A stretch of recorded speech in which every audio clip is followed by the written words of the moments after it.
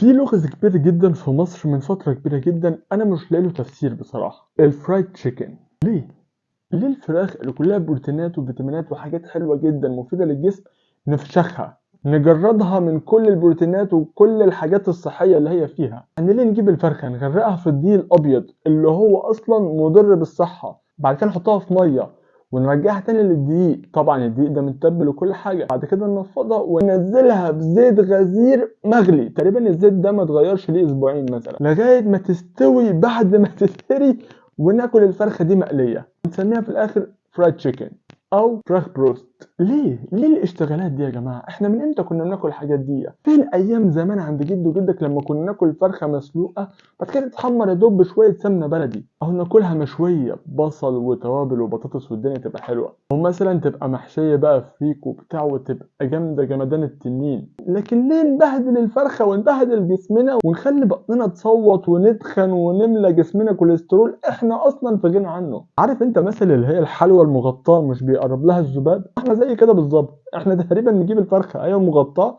بنشيل منها الغطا وبنملى حواليها الذباب وبناكلها برضو. محدش يقول لي عشان خاطر طعمها حلو وجامده وبتقرمش، عشان برضو انت مش عارف دي اتعملت ازاي او ايه المواد اللي ممكن تضر جسمك اصلا. يعني انت مش عشان خاطر طعمها حلو تضر جسمك. عشان كده تخلي بالك يا سيدي، او تشرب قهوه